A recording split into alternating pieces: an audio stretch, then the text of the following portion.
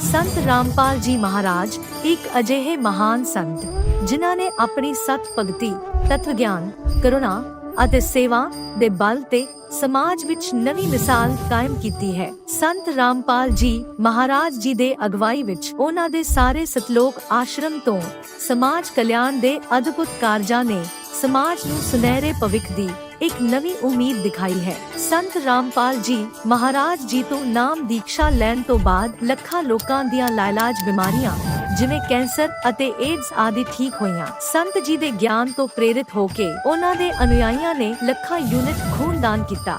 ਸੰਤ ਜੀ ਨੇ ਲੱਖਾਂ ਭੈਣ ਬੇਟੀਆਂ ਦੇ ਦਹੇਜ ਮੁਫਤ ਵਿਆਹ ਕਰਵਾਏ। ਸੰਤ ਜੀ ਨੇ ਲੱਖਾਂ ਲੋਕਾਂ ਦਾ ਨਸ਼ਾ ਛੁਡਾਇਆ, ਕਰੋੜਾਂ ਉਜੜੇ ਪਰਿਵਾਰ ਵਸੇ। ਸੰਤ ਜੀ ਦੇ ਆਸ਼ਰਮਾਂ ਵਿੱਚ ਸਮਾਗਮਾਂ ਦੇ ਦੌਰਾਨ ਨਿਸ਼ੁਲਕ ਅੱਖਾਂ ਦਾ ਇਲਾਜ ਅਤੇ ਦੰਦਾਂ ਦਾ ਇਲਾਜ ਕੀਤੇ ਜਾਂਦੇ ਹਨ। ਸੰਤ ਰਾਮਪਾਲ ਜੀ ਮਹਾਰਾਜ ਵੱਲੋਂ ਸਮੇਂ-ਸਮੇਂ ਤੇ ਵਾਤਾਵਰਣ ਸੰਭਾਲ ਮੁਹਿੰਮ ਦੇ ਤਹਿਤ ਵੱਡੇ ਪੱਧਰ ਤੇ ਰੁੱਖ ਲਗਾਏ ਜਾਂਦੇ ਹਨ। ਸੰਤ ਜੀ ਨੇ ਲੋੜਵੰਦਾਂ ਨੂੰ ਤੁਰੰਤ ਸਹਾਇਤਾ ਪਹੁੰਚਾਉਣ ਲਈ ਮੁਫਤ ਐਂਬੂਲੈਂਸ ਸੇਵਾ ਸ਼ੁਰੂ ਕੀਤੀ। ਸੰਤ ਜੀ ਆਪਣੇ ਅਨੁਯਾਈਆਂ ਨੂੰ ਦੇ ਦਾਨ ਲਈ ਪ੍ਰੇਰਿਤ ਕਰਦੇ ਹਨ, ਜਿਸ ਨਾਲ ਮਾਨਵਤਾ ਦੀ ਸੇਵਾ ਅਤੇ ਸਿਹਤ ਸੇਵਾਵਾਂ ਦੇ ਖੇਤਰ ਵਿੱਚ ਸੁਧਾਰ ਹੋ ਸਕੇ। ਸੰਤ ਰਾਮਪਾਲ ਜੀ ਮਹਾਰਾਜ ਜੀ ਦੇ ਸਾਰੇ ਆਸ਼ਰਮਾਂ ਵਿੱਚ ਹਰ ਰੋਜ਼ ਮੁਫਤ ਭੰਡਾਰਾ ਆਯੋਜਿਤ ਕੀਤਾ ਜਾਂਦਾ ਹੈ, ਜਿੱਥੇ ਹਰ ਧਰਮ, ਹਰ ਵਰਗ ਅਤੇ ਹਰ ਜਾਤ ਦੇ ਲੋਕ ਇਕੱਠੇ ਬੈਠ ਕੇ ਭੋਜਨ ਕਰਦੇ ਹਨ।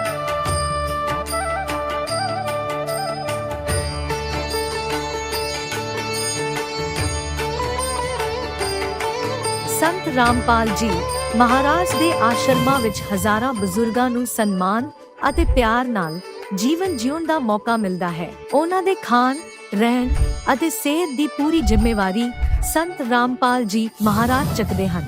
ਅਨਾਥ ਬੱਚਿਆਂ ਲਈ ਸੰਤ ਰਾਮਪਾਲ ਜੀ ਮਹਾਰਾਜ ਦੇ ਸਾਰੇ ਆਸ਼ਰਮ ਕਿਸੇ ਵਰਦਾਨ ਤੋਂ ਘੱਟ ਨਹੀਂ ਹਨ। ਇੱਥੇ ਉਹਨਾਂ ਨੂੰ ਪੜ੍ਹਾਈ, ਸੰਸਕਾਰ ਅਤੇ ਭਵਿੱਖ ਲਈ ਬਿਹਤਰ ਮੌਕੇ ਪ੍ਰਦਾਨ ਕੀਤੇ ਜਾਂਦੇ ਹਨ। ਚਾਹੇ ਹੜ੍ਹ ਹੋਵੇ, ਭੂਚਾਲ ਹੋਵੇ ਜਾਂ ਮਹਾਮਾਰੀ, ਸੰਤ ਰਾਮਪਾਲ ਜੀ ਮਹਾਰਾਜ ਅਤੇ ਉਹਨਾਂ ਦੇ ਅਨੁਯਾਈ ਲੋੜਵੰਦਾਂ ਲਈ ਸਭ ਤੋਂ ਅੱਗੇ ਖੜੇ ਰਹਿੰਦੇ ਹਨ। ਕੋਵਿਡ ਮਹਾਮਾਰੀ ਦੇ ਦੌਰਾਨ ਸੰਤ ਰਾਮਪਾਲ ਜੀ ਮਹਾਰਾਜ ਦੇ ਆਸ਼ਰਮਾਂ ਤੋਂ ਕਰੋੜਾਂ ਲੋਕਾਂ ਲਈ ਖਾਣਾ, ਦਵਾਈਆਂ ਅਤੇ ਜੀਵਨ ਰੱਖਿਅਕ ਸਮੱਗਰੀ ਉਪਲਬਧ ਕਰਵਾਈ ਗਈ।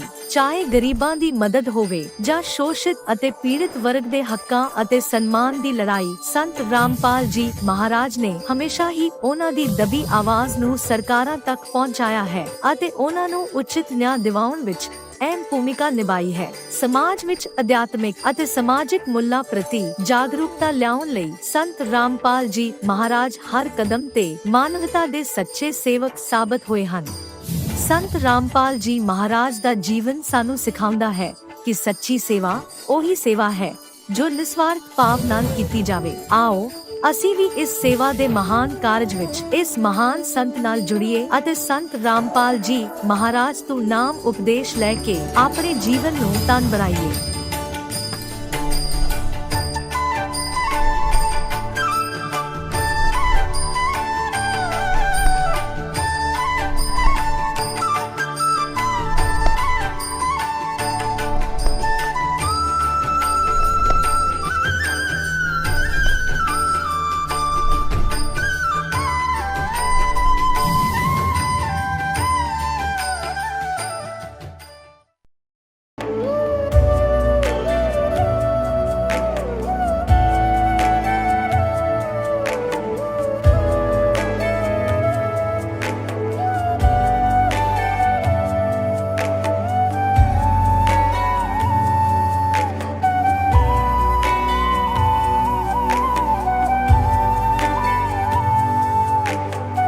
प्रभु राम देव भगवान अल्लाह खुदा ईश आदि नाम एक ही शक्ति के हैं। वो कैसा है, कहां है, कैसे मिलता है, किसने देखा है? ये प्रश्नवाचक चिन्ह पूर्ण रूप से हटाने के लिए अवश्य सुनिए जगत गुरु तत्वदर्शी संत रामपाल जी महाराज के अमृत वचन, सर्व पवित्र धर्मों के पवित्र शास्त्रों के आधार पर। दर्शकों, हर इंसान ईश्वर की भक्ति इस विश्वास के साथ करता है कि ईश्वर के लिए कोई भी कार्य असंभव नहीं है। परमात्मा की डिक्शनरी में असंभव जैसा कोई शब्द नहीं होता। इसीलिए हर व्यक्ति संतों के पास जाकर अपनी समस्याओं का समाधान और मार्गदर्शन पाने की उम्मीद रखता है। आज हम बात करेंगे नंद किशोर जी की, जो अलीगढ़ उत्तर प्रदेश के निवासी हैं। पहले वह जय गुरुदेव पंथ से जुड़े हुए थे, परंतु नशे की लत से परेशान थे। उन्होंने चाहा कि नशे से मुक्ति मिले और जन्म मृत्यु का चक्र समाप्त हो। फिर एक दिन रेल यात्रा के दौरान उन्हें एक आध्यात्मिक पुस्तक प्राप्त हुई। इस पुस्तक के माध्यम से वह जगत गुरु तत्वदर्शी संत जी के आश्रम पहुंचे, जहां पर उन्होंने नाम दीक्षा ली। नाम दीक्षा लेने के तुरंत बाद ही उनकी अस्थमा और साइटिका जैसी बीमारियां पूरी तरह समाप्त हो गईं और उनका नशा भी छूट गया। इस भक्ति के अद्भुत प्रभाव ने उनके जीवन को बदल दिया। तो आइए जानते हैं स्वयं नंद किशोर जी के जीवन की संपूर्ण कहानी उन्हीं की जुबानी। नमस्कार सर। नमस्ते सर। सर क्या नाम है आपका? सर मेरा नाम नंद किशोर माहौर है। नंद किशोर जी आप कहाँ से हैं? मैं R.K. पुरम शासनीगेट आगरा रोड अलीगढ़ उत्तर प्रदेश से। नंद किशोर जी आपने संत रामपाल जी महाराज से नाम दीक्षा कब ली? संत रामपाल जी महाराज जी से मैंने दीक्षा 22 सितंबर 2013 को ली थी। संत रामपाल जी महाराज से नाम दीक्षा लेने से पहले क्या आप कोई भक्ति साधना भी करते थे? जी, हम जो है बाबा जय गुरुदेव जी से 89 में दीक्षा लिए हुए थे और तभी से हम उन्हीं की भक्ति किया करते थे, लेकिन उस भक्ति से हमें कोई लाभ नहीं हुआ जी। करीब 30 बरस उनकी भक्ति की हमने की थी, लेकिन 30 बरस में हमारे ना तो कोई विकार दूर हो पाई हमसे। हम जैसे गुटखा, बीड़ी, पान, तम्बाकू, नशीली चीज़ों का सेवन किया करते थे और कोई भी विकार हमसे नहीं छूट पाया वहाँ पर। और ये ब्रह्मा, विष्णु, महेश, दुर्गा, इनकी भी भक्ति हम साथ साथ में किया करते थे, लेकिन किसी भी भक्ति से हमारा कोई लाभ नहीं हुआ। सर क्या कारण बना कि आप संत रामपाल जी महाराज की शरण में आए? सर एक दिन हमको ऐसी जिज्ञासा हुई कि इस जो भक्ति हम कर रहे हैं बाबा जय गुरुदेव की, इससे हमें कोई लाभ नहीं हो पा रहा, तो कोई हमें ऐसे संत मिलें जिससे कि हमारे सारे विकार दूर हों और जो हम चाहते थे जीवन मरण से मुक्ति हमें कैसे मिले, तो ऐसे कोई संत मिले। तो हमें एक दिन रेलगाड़ी में यात्रा कर रहे थे, तो वहाँ पर जो है एक भगत उनसे दीक्षा लिए हुए थे, वो उनसे हमारी वार्तालाप हुई और हमने उनसे कहा कि भाई आप तो बहुत अच्छी मतलब संत से दीक्षा लिए हुए हैं, क्या हमें भी वहाँ जा सकते हैं हम? बोले कि क्यों नहीं। उन्होंने हमें एक पुस्तक दी, ज्ञान गंगा पुस्तक को जब हमने पढ़ा तो देखा वाकई उसमें एक अनमोल ऐसा ज्ञान था जो हमें आज तक नहीं मिल पाया था। तो हमने उनसे वहाँ से उनका पता लिया, फ़ोन नंबर्स भी लिए जो कि गीता मतलब ज्ञान गंगा पुस्तक में पहले से थे। उन पर हमने फ़ोन किया, फ़ोन करके उनसे हमने पता ठीक तरह से समझ लिया। समझने के बाद मैं और एक हमारे मित्र बरवाला आश्रम गए, वहाँ जा कर के हमने संत रामपाल जी महाराज जी से दीक्षा ली। संत रामपाल जी महाराज से नाम दीक्षा लेने के बाद क्या आपको भी लाभ प्राप्त हुए? जी सर, मेरे को बहुत लाभ हुए। मैं पहले अस्थमा का रोगी हुआ करता था। रास्ता चलते में मेरे को सांस फूलती थी मेरी, और मेरी डांट दांतों में परेशानी रहा करती थी। जो वहाँ दीक्षा लेने के बाद और भक्ति करने के बाद मुझे काफ़ी उनसे लाभ मिला। संत रामपाल जी महाराज जी के यहाँ से मुझे एक बहुत बड़ी प्रॉब्लम हुई थी, मेरे साइट का प्रॉब्लम बन गई थी, जो मुझसे चलने में बहुत दिक्कत हुआ करती थी। मैं अपने कमरे से बाथरूम तक भी नहीं जा पाता था, इतनी मुझे दिक्कत हुआ करती थी। एक्सरे भी कराया था सर मैंने, और एक्सरे में बताया कि आपकी जो है हड्डी से मांस हट गया है और इसमें आपको ठीक होने में काफ़ी समय लगेगा। तो सर मैंने उनसे दवा ली, लेकिन मुझे कोई किसी तरह का आराम नहीं मिला। फिर कहते हैं ना कि करे करावे साइयाँ, मन में लहर उठावे, दादू सिरदर जीव के आप बगल हो जावे। संत रामपाल जी की कृपा से मैं आज बिल्कुल ठीक हो गया। मेरा वज़न करीब 14 किलो मेरा वज़न कम हो गया और मैं आज चल भी नहीं पाता था। आज मैं अच्छी तरह से 5-7 किलोमीटर दौड़ लगाता हूँ सुबह सुबह, और मुझे काफ़ी आराम मिला है। सर क्या आप नशा भी करते थे? जी हाँ, मैं बीड़ी, सिगरेट, पान, तम्बाकू, गुटखा, सारी नशीली चीज़ों का सेवन किया करता था। और मैंने बहुत संत रामपाल जी महाराज जी से दीक्षा लेने से पहले मैंने बहुत प्रयास कर लिए उनको छोड़ने के लिए, लेकिन मैं छोड़ नहीं पाया। जिस दिन से संत रामपाल जी महाराज जी से दीक्षा ली, मेरे सारे बेकार दूर हो गए। सर आपने बताया कि आप काफ़ी टाइम से जय गुरुदेव पंथ से जुड़े हुए थे और नशा भी करते थे। लाख कोशिशों के बावजूद भी आपका जय गुरुदेव पंथ में नशा नहीं छूट पाया। फिर आपने संत रामपाल जी महाराज से नाम दीक्षा ली और आपका नशा छूट गया। तो सर संत रामपाल जी महाराज के पास ऐसी क्या भक्ति साधना है जो इतने सालों का नशा संत रामपाल जी महाराज से नाम दीक्षा लेने मात्र से ही छूट गया? सर रामपाल जी महाराज जी के शरण में जाकर के उन्होंने जो ऐसा अनमोल जो ज्ञान दिया हमारे लिए, उस ज्ञान से ही और उस भक्ति के करने से ही हमारे सारे विकार दूर हो गए। बाबा जय गुरुदेव जी के यहाँ नहीं छूट पा रहे थे। बाबा जय गुरुदेव जी तो स्वयं कहा करते थे कि बच्चों मैंने तो कभी बीड़ी सिगरेट पी नहीं, आप अगर चाहो तो बीड़ी सिगरेट पी सकते हो, लेकिन यहाँ दीक्षा बाद में मिलती है, पहले ये बताया जाता है कि आपको किसी तरह का कोई भी विकार नहीं करना है, बीड़ी सिगरेट पान तंबाकू कोई भी नशीली चीज़ आपको इस्तेमाल नहीं करनी है। सर संत रामपाल जी महाराज से नाम दीक्षा लेने के बाद आपको बहुत सारे लाभ प्राप्त हुए। तो जो श्रद्धालु आज आपको देख रहे हैं, खास करके जय गुरुदेव पंथ वालों के लिए आप उनके लिए क्या संदेश देंगे? सर मैं उनसे यही कहना चाहूँगा कि जो ज्ञान वहाँ पर नहीं मिल पा रहा था और परमात्मा यहाँ पर संत रामपाल जी यहाँ पर जो है ऐसा ज्ञान दे रहे हैं जो वहाँ नहीं मिल पा रहा था, और आप संत रामपाल जी महाराज के चरणों में आएँ और आकर के जो है अपना सारे विकारों को दूर करके और जो एक अनमोल भक्ति वो दे रहे हैं उसको प्राप्त करें और अपना कल्याण कराएं। संत रामपाल जी महाराज से नाम दीक्षा कैसे ली जा सकती है? चैनल पर संत रामपाल जी महाराज जी का सत्संग आता है और उसके नीचे एक पीली पट्टी जो लगातार चलती रहती है, उस पर नंबर दिए हुए होते हैं। उन नंबरों पर फ़ोन करके आप अपने नज़दीकी नामदान केंद्र का पता पूछ करके वहाँ जा करके और नाम दीक्षा ले सकते हैं। धन्यवाद सर।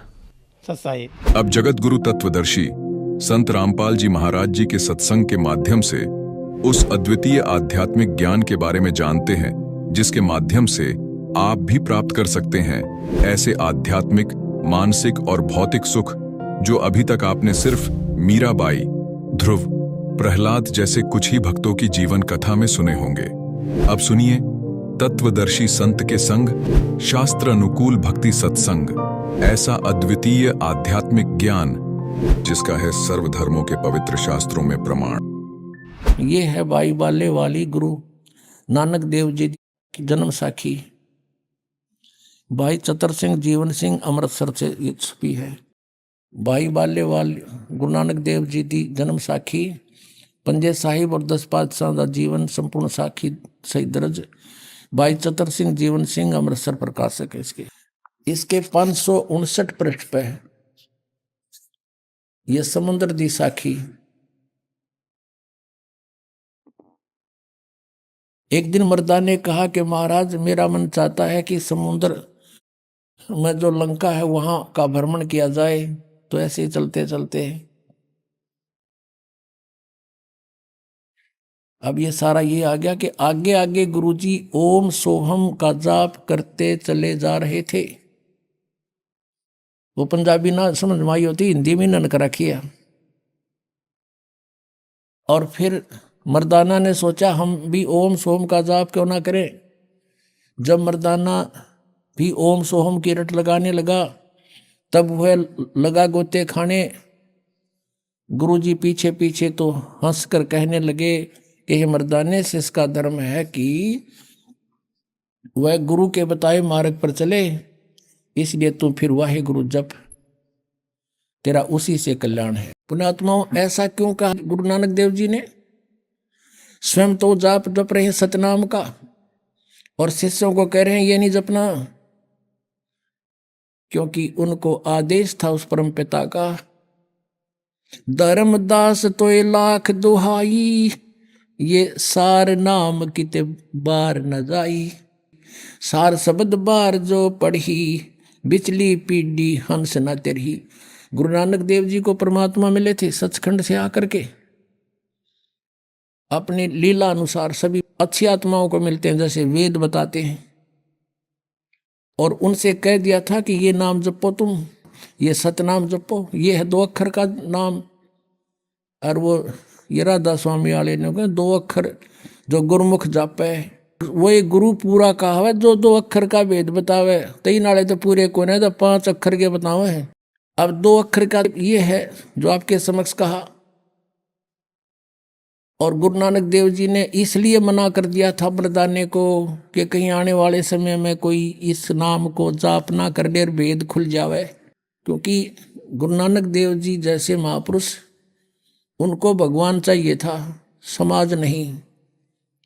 उन्होंने परमात्मा की आज्ञा का पालन किया। इस मंत्र का किसी को थर्ड पर्सन को भेद नहीं दिया, सेकंड को भी नहीं दिया, और ये प्रमाणित जरूर कर दिया कि मैं यूं नाम जप्या करता, इससे मेरा मोक्ष हुआ।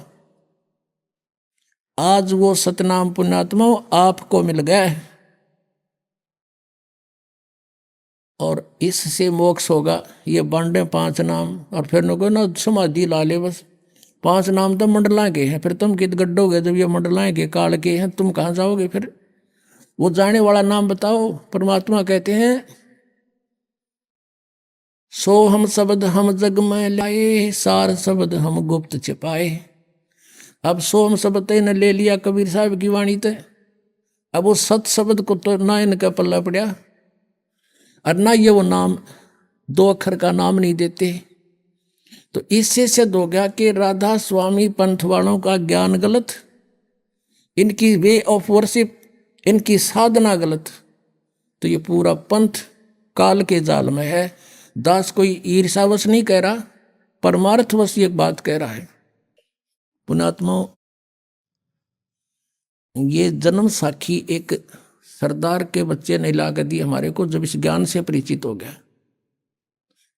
हमने तो गुरु ग्रंथ साहिब को देखा और सदग्रंथों को देखा, तो वो अपने इतिहास से खुद परिचित होते हैं प्राणी।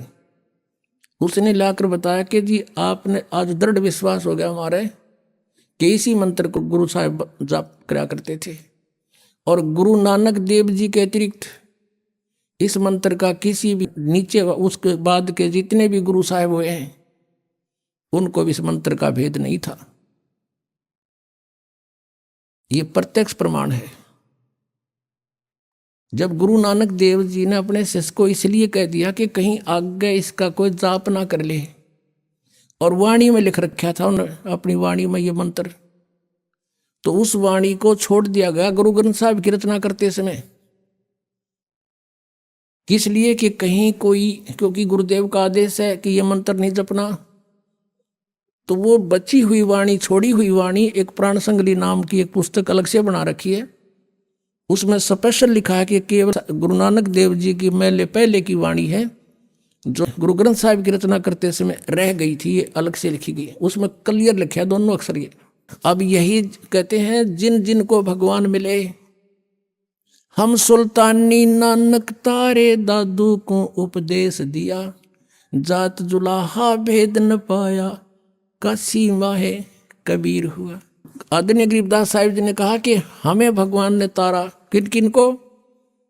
हम सुल्तानी, इब्राहिम सुल्तान अधम नामक एक मुसलमान राजा थे, नानक जी को, दादू जी को, हम सुल्तानी नानक तारे दादू को उपदेश दिया, जात जुलाहा भेद नहीं पाया, वो काशी माए कबीर हुआ। अब गरीबदास साहिब जी ने अपनी अमृतवाणी में लिखा है, ओ हम सो हम पालड़े रंग होरी हो, 14 लोक चढ़ावे राम रंग होरी हो, 3 लोक पासंग धरे रंग होरी हो, तो ना तुले तुलाया राम रंग होरी हो।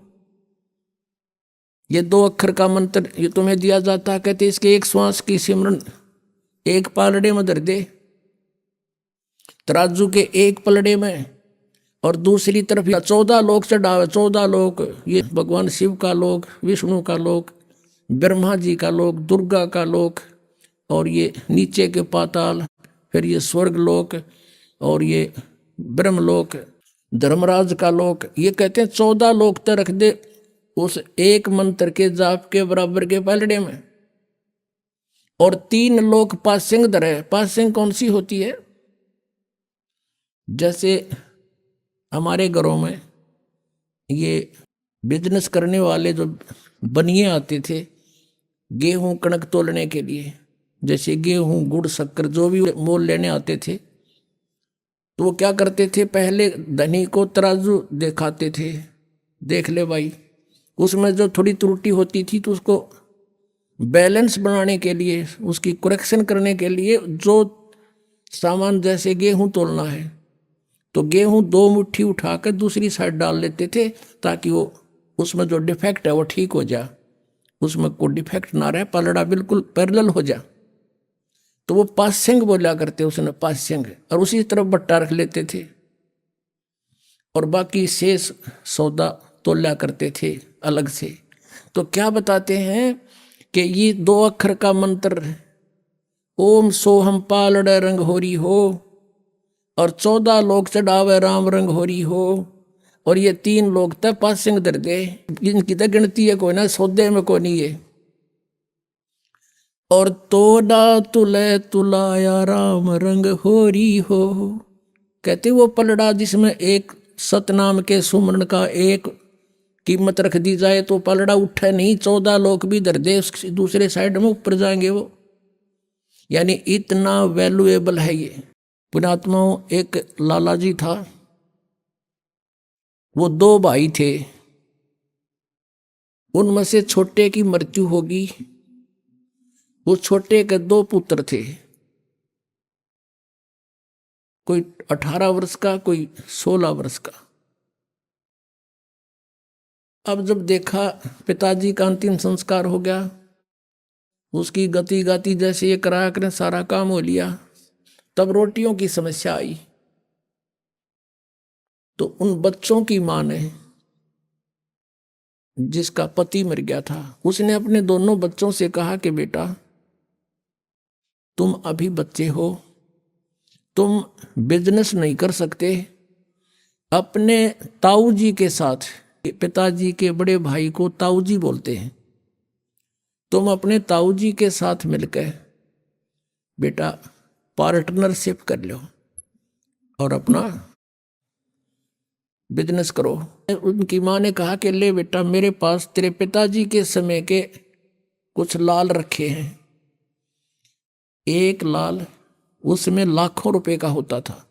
उसकी माँ ने एक पोटली में 10-12 लाल बांध रखे थे, वो दे दिए पुत्रों को, और उनसे कहा कि अपने ताऊ जी को कह दो, पैसे तो हमारे पास है नहीं, इन लालों को गिरवी रख दें, गहने रख दें, और फिर कमाएंगे, हमारे हिस्से में जो आवेंगे फिर इनको छुटवा लेंगे। अब दोनों बच्चे माँ के दिए हुए लाल लेकर गए, ताऊ जी से प्रार्थना की, ताऊ जी मेरी माँ ने कहा है हम अभी बच्चे हैं, हम बिजनेस नहीं कर सकते, पैसा हमारे पास है नहीं, ये लाल ले लो, इनको गिरवी रख लो, इनके बदले कुछ धन ले लो, हमारा पार्टनरशिप कर लो। अब उस सेठ ने, उनके ताऊ जी ने वो खोल के देखे, उल्टी गठड़ी बांध दी नो की नो। अग बेटा ये तो बहुत कीमती है, इनको वापस रख के आओ, अपनी माँ को कह दे छुपा के रखे इनको चौकस, और बेटा ऐसी कोई बात नहीं, मैं पार्टनरशिप करता हूँ और मेरा वहाँ पर उधार चलती है, उधार जुआ के लाऊंगा तुम्हारे को, और फिर देते रहेंगे धीरे धीरे, जरूरत होगी जब ले लेंगे लाल को। और तेरी माँ को कह अच्छी तरह सुरक्षित रखे इनको।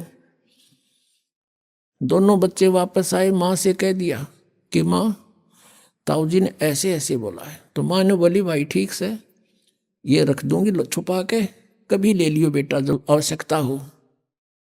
अब उसके ताऊ जी ले गया उनको, दोनों बच्चों को दूसरे शहर में, वहां उस बच्चों की पहचान करानी चाहिए कि ये समझ ले लाल और लालड़ी के वेद को। एक सेठ से 50,000 रुपए का सामान लिया उधार पर, जहां वो रुके हुए थे धर्मशाला में, आकर उनके ताऊ जी ने कहा बेटो, अपने भतीजों से कहा कि लो ये लाल उस सेठ को देकर आओ जिससे 50,000 रुपए का सौदा हमने उधार लिया है, और उसको कहना कि ये लाल है, ये रख लो, और हम आपके 50,000 रुपए दे जाएंगे, लाल ले जाएंगे। दोनों भाई गए, सेठ जी से कहा सेठ जी हमारे ताऊ जी ने ऐसे ऐसे कहा है, ये लाल आप रख लो और हम आएंगे आपके 50,000 रुपये दे देंगे, अपना लाल ले जाएंगे। अब उस सेठ ने क्या किया, एक जोरी बुलाया जो परख करता है, और उसे दिखा कि भी देखना ये लाल कैसा है। जौहरी ने कहा ये लाल नहीं है, ये तो लालड़ी है। लाल तो लाख रुपए का होता है, ये तो 200 रुपए की बिना बिके, ये तो नकली है लालड़ी। अब उस सेठ ने वो उठा के वो लालड़ी बाहर फेंक दी गली में। ले जाओ थारे लाल ने, धोखेबाज हो, कपटी हो। अरे तुम्हारा ताऊ ऐसा तो नहीं था, आज तक तो उसने ऐसा जुल्म नहीं किया हमारे साथ, आज ये धोखा करते हो। मैंने कौन सा मांगा था तुम्हारे से। यानी 100 सुनाई। और वो बालक शर्मिंदे हो गए, उठा के उस लालड़ी को आगे और ढीला सा मुंह छोड़ रखा। उनका ताऊ जी बोला बेटा क्या बात होगी। वो कहने लगे ताऊ जी लाला जी घड़ा निकम्मा आदमी है, वो तो बहुत गलत बोलता है। हमारे लाल को लालड़ी बता रहा है। और एक आदमी बुलाया उसने पता नहीं कैसे चेक किया, ने बोला तो लालड़ी है, और गली में फेंक दी। और कहने लगा तुम्हारा ताऊ जी ऐसा तो नहीं था, धोखे भी करने लगा हमारे साथ। वो ताऊ जी ने तो खेल खेले रखा था। फिर देखे अरे बेटा ओहो, अरे ये लाल तो देख इधर रखा था भाई, मेरे से धोखे से दिया गया बेटा, ये तो सचमुच लालड़ी है। ले ये दे क्या लाल उसको, और कहो देखो हमारे ताऊ जी का धोखा लग गया। उसका दोनों विश्वास डट कर कहो। दोनों भाई फिर गए। अकेले लाला जी मेरे ताऊ का धोखा लग गया था, ले ये है लाल। उसने सेठ ने फिर बुलाया जोरी, वो पारखू। उसने आते ही देखते करके वो टेस्ट ने बोला हाँ ये है लाल है, ये है लाल है। अब वो सेठ कहता उन बच्चों को अग देख तुम्हारे आंख दी हो तो ये है लाल, और वो लालड़ी थी। अब उन दोनों बच्चों को ऐसा झटका लगा, उन्होंने घनी गौर से पहचान कर ली लाल और लालड़ी की। अब वापस आगे घर पे उनके ताऊ जी ने कहा बेटा जाओ अपनी माँ से वो लाल ले आओ, और उनको गिरवी रख देंगे किते, अरे चलेंगे दोबारा तो घनी उधार होगी अपने, उनको दे देंगे किते। अच्छा ताऊ जी भी गए, वो भागे गए दोनों। माँ कहा बेटा आ गए तुम, आगे आजा रोटी खाओ। नहीं पहले वो लाल दे, वो लाल दे। और ताऊ जी के ऊपर बहुत कर्जा हो गया है, उधार हो गई है, गिरवी रख के उनको अपना काम चलाएंगे। अगले बेटा वो माँ लाइट काट गवा के ठड़ी, अरे बेटा नो के नो रखे हैं। बच्चा ने सोची इब देखते लाल है कि लालड़ी। वो खोल के देखिए वो सारी लालड़ी थी। बच्चों ने वहीं पटक दी। अक माँ आप तो बहुत बोली हो, इनमें तो लाल एक भी नहीं है, ये तो सारी लालड़ी है। लाल तो लाख रुपए का होता है, ये 200 रुपए की भी नहीं। उनकी माताजी कहने लगी बेटा मुझे तो पता नहीं, तेरे पिताजी के समय के रखे थे, मैंने सोचा लाल होंगे ये। अब वो बच्चे लेकर नहीं गए वो लालड़ी अपने ताऊ जी के पास। जाके कहने लगे ताऊ जी मेरी माँ ना बड़ी भोली है, उनमें लाल तो एक भी को नहीं, सारी लालड़ी है। जब वो ताऊ जी कहता बेटा ये उस दिन भी लालड़ी थी तुम मेरे पास लेकर आए थे, यदि मैं कह देता ये लालड़ी है, लाल नहीं, ये 200 रुपए की भी नहीं है, तो तेरी माँ नो कब हो मेरा पति मर गया, तुम्हारे लाला ने भी लालड़ी बताओ है ताऊ। और बेटा आज तुमको मैंने इतना समझदार कर दिया कि लाल और लालड़ी की तुम खुद पहचान करने लग गए, अपनी लालड़ी आप पहचान ली। तो पुण्यात्मा दास चाहता है कि आपको इतना इंटेलिजेंट बना दूं आध्यात्मिक मार्ग में, तुम अपने अपने लाल और लालड़ियों को खुद पहचान लो। जैसे इस सिख बच्चे ने पहचान कर ये कि जन्म साखी गुरु नानक देव जी की आते दिखाई कि सचमुच आप जो कहते हो ये सत्य है और यही नाम मोक्ष का है, बाकी सब झूठ है। तो पुण्यात्माओं परमात्मा ने 600 वर्ष पहले ये अमृतवाणी और ये ज्ञान ये सदग्रंथों में जो आज विद्यमान है उस समय हमें बताया था, लेकिन उस समय इनको प्रतिज्ञा दिवा दी थी धर्मदास तो ये लाख दुहाई, ये सार नाम और ये मूल ज्ञान, ये मूल ज्ञान है, ये तत्व ज्ञान है। इसमें सब वे ऑफ वर्शिप भी, पूजा की विधि भी, और साथ में अध्यात्म ज्ञान, कैसे सृष्टि रचना हुई, कैसे क्या हुआ।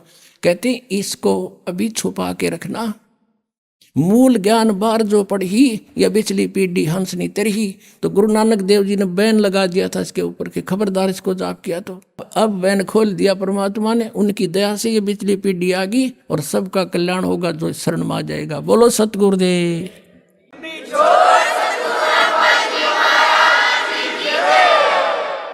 परम पिता परमात्मा पूर्ण ब्रह्म, सारी सृष्टि के रचनहार कुल मालिक कबीर देव जी, कबीर साहिब जी, अल्लाहु अकबर,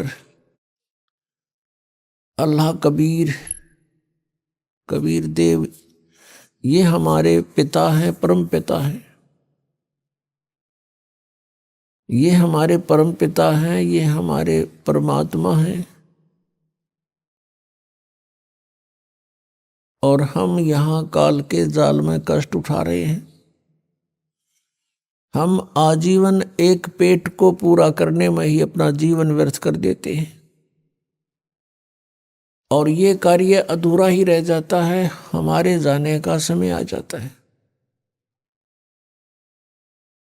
परमात्मा कहते हैं, तुम कहाँ आकर के फंस गए, तुम कहाँ रह रहे हो, विचार करो। ये कोई जीवन है? लेकिन परमात्मा को ये भी मालूम है कि इनके बस की बात नहीं। काल भगवान ने आपको विवश कर रखा है। इसने बड़े सुनियोजित तरीके से अपने को यहाँ फंसा रखा है। ब्रह्मा जी, विष्णु जी, शिव जी तक भी ये अपने ही भाई हैं। हम वहीं से चलकर आए हुए हैं। जो अच्छी आत्माएं होती हैं उनको ये अपने पुत्र के रूप में जन्म दे करके यहाँ अपने आहार के लिए व्यवस्थक प्रबंधक बनाता है और इनको एक एक गुण युक्त कर देता है। रजगुण युक्त ब्रह्मा जी, सतगुण विष्णु जी और तम गुण युक्त शिव जी को बना दिया।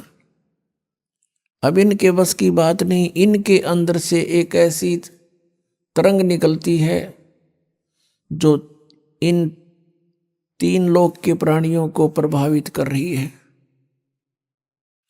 भले ही ये भगवान अपनी राजधानियों में रहते हैं, शिव जी शिवलोक में, विष्णु जी विष्णुलोक में, ब्रह्मा जी ब्रह्मालोक में, लेकिन इनसे निकल रही वो तरंगें हमें यहाँ प्रभावित कर रही है।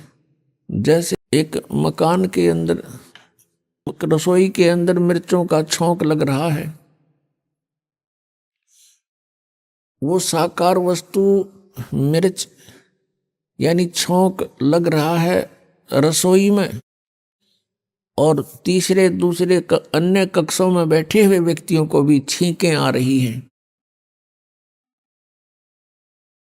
इस प्रकार उन चीखों को रोकना भी जीव के बस का नहीं। ठीक इसी प्रकार इन तीनों भगवानों के शरीर से ऐसी तरंग निकल रही है जैसे मिर्च से निकल रही है, और वो हमें प्रभावित कर रही है, जिसके आधार से हम रजोगुण प्रभावित हो जाते हैं, संतान उत्पत्ति करते हैं। इतना प्रबल प्रेशर इस काल ने जीव के ऊपर डाल रखा है। फिर संसारिक सुख, कार कोठी बंगले बनाना, ये भी उसी रजोगुण के प्रभाव से हम यहाँ लगे रहते हैं, इसी व्यवस्था में। दूसरा सतोगुण का जो विष्णु जी के अंदर से जो सतोगुण की तरंग निकल रही है, उनसे हम एक दूसरे में मोह हमारा ऑटोमेटिकली हो जाता है, न चाहते हुए भी, और इतना प्रबल हो जाता है कि हमारे बस की बात नहीं, हम संतान या संपत्ति से मोह हटा लें। इसको सतिथि बोलते हैं। ये शुद्ध हिंदी का सतिथि, यानी ये पड़े रहे यहाँ, इनका जी लग गया रहे। और तीसरे का आपने पता ही है, भगवान शिव जी तो कल्याण करते हैं। शंकर जी के अंदर से निकल रही तरंग ये हमें क्रोधित करती है। ना जाने छोटी सी बात पर तू मैं और भयंकर युद्ध का रूप धारण कर लेती है। न जाने कितने प्राणी मर जाते हैं। तो परमात्मा को मालूम है कि ये विवश कर रखे हैं, इतना समय नहीं छोड़ रखा है इस काल ने कि कभी ये सोच ले भगवान के बारे में। यदि कहीं जाते भी हैं किसी स्थान पर तो रास्ते में भी और आते जाते भी, और वहां 10 मिनट बेशक थोड़ा बहुत जिस पूजा में गए हैं 2-4 मिनट ध्यान लग जाना, तो फिर भी ध्यान उस बार ये व्यवस्था में रहता है। तो काल ने ये व्यवस्था सुनियोजित तरीके से कर रखी है कि मनुष्य जीवन पाकर ये प्राणी परमात्मा ना बचले, और बजाय कोशिश करे तो गलत बजाय शास्त्र विधि त्याग का मनमानी पूजाएं करे ताकि ये मेरे जाल में पड़ा रहे। वो दयालु परमात्मा आते हैं जिनको हम छोड़कर आगे थे अपनी नालायकी थे, क्योंकि वो हमारे हैं, हम उसके हैं। अपने का दुख अपनों को ही होता है। हम जितने भी यहाँ दुखी हो रहे हैं उतना ही परमात्मा भी हमसे दुखी है, हमारे कारण दुखी है। अब कारण क्या था कि सतलोक में इस काल ने गलती की थी, और हमने भी गलती की, क्योंकि हम अपने पिता को छोड़कर ये जब तप कर रहा था इसकी तरफ आसक्त हो गए। हम अपने परमात्मा को छोड़कर हम पतिव्रता पद से गिर गए, और हम इसको चाहने लगे भगवान को छोड़कर, जो हमें सर्व सुख देव था, सारी सुविधाएं थी, वहां कोई दुख नहीं था, कोई काम नहीं था, नैष्कर्म में मुक्ति वहां प्राप्त होती है, बिना काम किए वहां मिलता है आपको। तो हम वहां गलती हमने की, जिसका दंड आज हम यहां भोग रहे इसके साथ आ गए।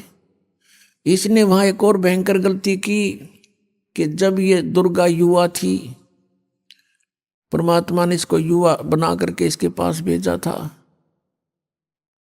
और हम सब आत्माओं को दुर्गा के शरीर में प्रवेश कर दिया था सूक्ष्म रूप में, और इसको कहा था बेटी तू वचन से जितने जीव कहेगी बना देना, बना सकती है, तेरे को मैंने पावर दे दी, कबीर भगवान ने कहा था।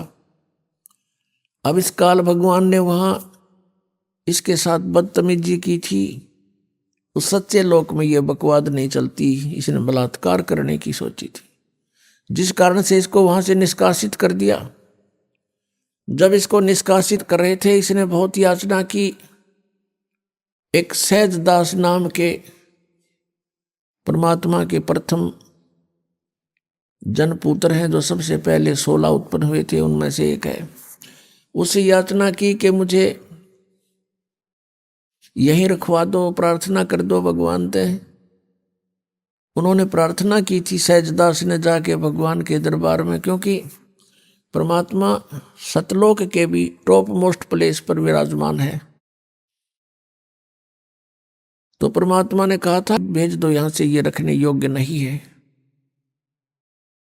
तब सहजदास ने आके कह दिया कि मैं तो अर्ज करी अनुरागी, अब तुम विषय लोक जाओ भड़भागी। ये वहां से चल पड़ा, तो उसका प्रतिशोध ले रहा भी ये हमारे से, हमारे परमात्मा से प्रतिशोध ले रहा है कि उसकी आत्माओं को इतना सता दूं, ये तौबा बोलती रहे और वो दुखी रहे। ये इतना शैतान है जिसको हम भगवान मानते थे, ये ब्रह्म है। यहाँ ये ब्रह्म नाम से प्रसिद्ध है। जैसे गीता जी अध्याय नंबर 15 के श्लोक नंबर 16 और 17 में 3 पुरुष बताए, 3 प्रभु, एक सरपुरुष एक अक्षर पुरुष। सरपुरुष तो ये ब्रह्म है, अक्षर पुरुष ये परब्रह्म है। संतों की वाणी में एक पारब्रह्म शब्द है, वो पारब्रह्म परब्रह्म के लिए नहीं, पार माने सबसे पार, सबसे लास्ट वाला, टॉप मोस्ट, यानी सुप्रीम गॉड। तो ये अक्षर पुरुष ये परब्रह्म है, और इन दोनों के लोकों में और इनका सब ये नाशवान है, इनका शरीर ये सभी नाशवान है, जीवात्मा किसी की नहीं मरती। 15वें अध्याय के 17वें श्लोक में कहा कि उत्तम पुरुष तू अन्य, उत्तम पुरुष यानी पुरुषोत्तम श्रेष्ठ परमात्मा तो कोई और है समर्थ, और वही तीनों लोकों में प्रवेश करके सबका धारण पोषण करता है। वो अविनाशी परमात्मा है, उसको परमात्मा कहते हैं। फिर 15वें अध्याय के 18वें श्लोक में ये कहता है कि मैं तो इसलिए पुरुषोत्तम प्रसिद्ध हो गया कि मेरे अंतर्गत जितने प्राणी हैं उनसे मैं उत्तम, उनसे श्रेष्ठ हूं, उनसे तगड़ा हूं। जो 21 ब्रह्मांड में है ये मेरे से कम शक्ति के हैं, मैं इनसे ज्यादा शक्ति वाला हूं, इसलिए मैं पुरुषोत्तम प्रसिद्ध हो रहा हूं। लोक वेद के आधार से, दंत कथाओं से मैं पुरुषोत्तम नहीं, पुरुषोत्तम तो 17वें श्लोक में बता दिया, वो कोई और है। तो ऐसे ये काल जो है यहां पर ये ब्रह्म नाम से प्रसिद्ध हो रहा है, लेकिन ये ब्रह्म नहीं है। ब्रह्म मीन परमात्मा, लेकिन यहां पर ब्रह्म ये प्रसिद्ध हो गया, ब्रह्म कहलाता है। इसलिए उस कंप्लीट गॉड को, उस पूर्ण परमात्मा को डिफाइन करने के लिए ये तीनों बताने पड़ गए, ब्रह्म, परब्रह्म और परम अक्षर ब्रह्म। अब उसको परम अक्षर ब्रह्म बोलना पड़ा वेद पुस्तक ग्रंथों के अंदर। तो पुण्यात्माओं, अपनी जानकारी आप ही परमात्मा देने के लिए आते हैं। और परमेश्वर ने बताया था कि वेद मेरा भेद है, मैं ना वेदन के माही, और जौन वेद से मैं मिलूं ये वेद जानते नहीं। परमेश्वर ने कहा था कि वेद मेरा ही भेद है, मेरी जानकारी दे रहे हैं, और मैंने ही सारी सृष्टि रची है, इस ब्रह्म की उत्पत्ति भी मैंने ही की है। तो उस जानकारी को देने के लिए परमात्मा यहां स्वयं सतलोक से गति करके आते हैं। ये परमात्मा प्रत्येक युग में आते हैं। सतयुग में परमेश्वर का नाम सत सुकृत रहता है। त्रेता में मुनिंदर नाम से परमात्मा प्रकट होते हैं। द्वापर में करुणा में नाम से परमेश्वर एक लीला करते हैं, जो बालक रूप धारण करके, शिशु रूप धारण करके फिर धीरे धीरे बड़े होते हैं, जनसाधारण जैसी लीलाएं करते हैं। ऐसा वेदों में लिखा है कि वो परमात्मा प्रत्येक युग में एक शिशु रूप धारण करके नीचे आते हैं और धीरे धीरे बड़े होते हैं। और प्रत्येक, जैसे आम व्यक्ति जनसाधारण अपने हाथों से निर्वाह करके गुजारा करता है, निर्वाह करता है, अपने सब कर्म करता हुआ, ऐसी वो लीला करता है। और साथ में वो तत्वदर्शी संत की भूमिका भी करता है। तो वो परमात्मा कलयुग में अपने वास्तविक नाम से आए थे, कबीर नाम थे, कबीर नाम थे। आपको बहुत बार कथा सुनाई है, जब द्वापर युग में परमात्मा आए हुए थे कबीर जी, यानी परम अक्षर ब्रह्म, अपनी लीला करने के लिए। उस समय वो जब शिशु रूप धार करके एक तालाब के अंदर कमल के फूल पर विराजमान हुए। अभी आपने सुने संत रामपाल जी महाराज के मंगल प्रवचन। आइए अब सुनते हैं संत रामपाल जी महाराज से नाम दीक्षा लेकर सतभक्ति करके अद्भुत लाभ प्राप्त करने वाले अनुयायी के विचार। नमस्कार। सत ਸਾਹਿਬ जी। ਕੀ ਨਾਮ ਹੈ ਜੀ ਤੁਹਾਡਾ? ਮੇਰਾ ਨਾਮ ਮਨੋਹਰ ਦਾਸ ਹੈ ਜੀ। ਮਨੋਹਰ ਜੀ ਕਿੱਥੋਂ ਆਏ ਹੋ ਤੁਸੀਂ? ਜ਼ਿਲ੍ਹਾ ਨਵਾਂ ਸ਼ਹਿਰ ਤੋਂ ਜੀ। ਮਨੋਹਰ ਜੀ, ਸੰਤ ਰਾਮਪਾਲ ਜੀ ਮਹਾਰਾਜ ਜੀ ਦੀ ਸ਼ਰਨ ਵਿੱਚ ਆਉਣ ਤੋਂ ਪਹਿਲਾਂ ਤੁਸੀਂ ਕੀ ਭਗਤੀ ਸਾਧਨਾ ਕਰਦੇ ਸੀ? ਸੰਤ ਰਾਮਪਾਲ ਜੀ ਮਹਾਰਾਜ ਜੀ ਦੀ ਸ਼ਰਨ ਆਉਣ ਤੋਂ ਪਹਿਲਾਂ ਜੀ ਅਸੀਂ ਮਾਤਾ ਸ਼ੇਰਾਂ ਵਾਲੀ ਜਿਸ ਤਰ੍ਹਾਂ ਜਾਗਰਣ ਕਰਨਾ, ਜਗਰਾਤੇ ਕਰਨੇ, ਇਸ ਤਰ੍ਹਾਂ ਦੀ ਪੂਜਾ ਕਰਿਆ ਕਰਦੇ ਸੀਗੇ ਜੀ। ਸਾਰੇ ਦੇਵੀ ਦੇਵਤਿਆਂ ਦੀ ਪੂਜਾ ਕਰਦੇ ਸੀ ਅਤੇ ਹਰ ਮਹੀਨੇ ਜਗਰਾਤਾ ਕਰਾਉਂਦੇ ਸੀ ਮਾਤਾ ਦਾ। ਇਹੀ ਪੂਜਾ ਕਰਦੇ ਸੀਗੇ ਜੀ। ਉਸ ਤੋਂ ਬਾਅਦ ਸਾਡੇ ਮੇਰੇ ਬੜਾ ਸੀ ਭਰਾ ਮੇਰੇ ਤੋਂ, ਉਹ ਲੁਧਿਆਣੇ ਰਹਿੰਦਾ ਸੀ। ਉਹਨੂੰ ਕੋਈ ਭਗਤ ਮਿਲਿਆ ਨੂਰਮਹਿਲ ਵਾਲਾ, ਕਹਿੰਦੇ ਵੀ ਨੂਰਮਹਿਲ ਤੋਂ ਨਾਮ ਲੈ ਲਓ, ਵੀ ਕੋਈ ਆਸ਼ੂਤੋਸ਼ ਮਹਾਰਾਜ ਜੀ ਆ, ਵੀ ਸਾਡੇ ਅੰਦਰ ਉਹ ਜੋਤ ਦਿਖਾਉਂਦੇ ਆ, ਵੀ ਉੱਥੋਂ ਨਾਮ ਲਓ ਤੁਸੀਂ। ਅਤੇ ਸਤਨਾਮ ਦੀ ਹਾਲਤ ਦਾ ਉਸ ਨੂੰ ਪਤਾ ਸੀਗਾ ਵੀ ਇਹ ਕਿੰਨਾ ਪਰੇਸ਼ਾਨ ਰਹਿੰਦਾ ਆ, ਵੀ ਤੁਸੀਂ ਉੱਥੋਂ ਨਾਮ ਲੈ ਲਓ। ਇਹ ਸਾਡੇ ਸਤਨਾਮ ਜੀ ਸਾਡੇ ਵੱਡੇ ਬ੍ਰਦਰ ਉੱਥੋਂ ਨਾਮ ਲੈ ਕੇ ਆ ਗਏ। ਨਾਮ ਲੈ ਕੇ ਸਿੱਧੇ ਘਰ ਆਏ। ਮੈਨੂੰ ਕਹਿੰਦੇ, ਸਾਰਿਆਂ ਨੂੰ ਕਹਿੰਦੇ ਵੀ ਅਸੀਂ ਤਾਂ ਨੂਰ ਮਹਿਲ ਤੋਂ ਨਾਮ ਲਿਆ ਮੈਂ ਹੁਣ, ਵੀ ਉੱਥੇ ਨਾ ਕੋਈ ਆਸ਼ੂਤੋਸ਼ ਮਹਾਰਾਜ ਜੀ ਆ, ਸਾਡੇ ਅੰਦਰ ਜੋਰ ਦਿਖਾਉਂਦੇ ਆ ਅਤੇ ਬਹੁਤ ਵਧੀਆ ਉੱਥੇ ਸਿਸਟਮ ਆ, ਬਹੁਤ ਸੰਗਤ ਆਉਂਦੀ ਆ, ਵੀ ਤੁਸੀਂ ਵੀ ਉੱਥੇ ਚਲੋ। ਇਹਨੇ ਗੱਡੀ ਕਰਾਈ, ਗੱਡੀ ਕਰਾ ਕੇ ਸਾਨੂੰ ਸਾਰਿਆਂ ਨੂੰ ਉੱਥੇ ਨੂਰ ਮਹਿਲ ਲੈ ਗਏ ਜੀ। ਅਸੀਂ ਕਾਫੀ ਟਾਈਮ ਜਾਂਦੇ ਰਹੇ ਜੀ। ਹੌਲੀ ਹੌਲੀ ਅਸੀਂ ਉੱਥੋਂ ਨਾਮ ਲੈ ਲਿਆ ਜੀ। 1997 ਵਿੱਚ ਉੱਥੇ ਗਏ ਜੀ ਅਸੀਂ। 1997 ਵਿੱਚ ਹੀ ਨਾਮ ਲੈ ਲਿਆ ਸੀ। ਉੱਥੋਂ ਨਾਮ ਲੈਣ ਤੋਂ ਬਾਅਦ ਉਹਨਾਂ ਦੇ ਸਤਸੰਗ ਅਸੀਂ ਸੁਣਦੇ ਰਹੇ, ਕਰਦੇ ਰਹੇ। ਅਤੇ ਥੋੜ੍ਹਾ ਸਮਾਂ ਹੋਇਆ ਕਿ ਇੱਕ ਪ੍ਰੋਗਰਾਮ ਆਇਆ ਉੱਥੇ, ਜਿਹਨੂੰ ਉਹ ਗੁਰਪੂਜਾ ਦਾ ਨਾਂ ਲੈਂਦੇ ਸੀ। ਉਸ ਪ੍ਰੋਗਰਾਮ 'ਤੇ ਮੈਂ ਗਿਆ ਔਰ ਉਸ ਪ੍ਰੋਗਰਾਮ 'ਤੇ ਉੱਥੇ ਜਾ ਕੇ ਸੇਵਾ ਕੀਤੀ। ਮੇਰਾ ਕੰਮ ਇਸ ਤਰ੍ਹਾਂ ਹਲਵਾਈ ਦਾ, ਮੈਂ ਭੰਡਾਰੇ 'ਚ ਉੱਥੇ ਲੰਗਰ ਬਣਾਉਂਦਾ ਸੀਗਾ ਜੀ। ਮੈਂ ਉੱਥੇ ਕੰਮ ਕੀਤਾ, ਮੈਂ ਮੁੜ ਕੇ ਉੱਥੋਂ ਆਇਆ ਹੀ ਨਹੀਂ। 1 ਹਫ਼ਤਾ ਲੱਗ ਗਿਆ, 2 ਹਫ਼ਤੇ, ਮਹੀਨਾ, ਸਾਲ ਬੀਤ ਗਿਆ ਮੈਨੂੰ। ਯਾਨੀ ਕਿ ਮੈਨੂੰ ਉੱਥੇ 9 ਸਾਲ ਹੋ ਗਏ ਜੀ ਸੇਵਾ ਕਰਦੇ ਨੂੰ। ਮੈਂ ਉੱਥੇ ਹੀ ਰਿਹਾ। ਕੀ ਹੋਇਆ, ਇੱਕ ਦਿਨ ਮੇਰੇ ਨਾ ਗਲੇ ਵਿੱਚ ਦਰਦ ਹੋਇਆ ਬਹੁਤ ਜ਼ਿਆਦਾ, ਤਾਂ ਮੈਂ ਉਹ ਡਾਕਟਰ ਨੂੰ ਦਿਖਾਇਆ। ਡਾਕਟਰ ਨੇ ਦੇਖਿਆ ਵੀ ਤੇਰੇ ਗਲੇ 'ਚ ਟੌਂਸਰ ਵਾ, ਵੀ ਇਹਦੀ ਦਵਾਈ ਚੱਲਣੀ ਆ, ਵੀ ਇਹ ਫਟ ਵੀ ਸਕਦੇ ਆ। ਅਤੇ ਉੱਥੋਂ ਮੈਂ ਕਾਫੀ ਟਾਈਮ ਦਵਾਈ ਖਾਧੀ, ਮੇਰੇ ਉਹ ਟੌਂਸਰ ਠੀਕ ਨਹੀਂ ਹੋਏ। ਅਤੇ ਮੇਰੀ ਅੱਖਾਂ ਦੀ ਨਿਗਾਹ ਵੀ ਇੱਥੇ ਕਮਜ਼ੋਰ ਹੋ ਗਈ ਸੀਗੀ।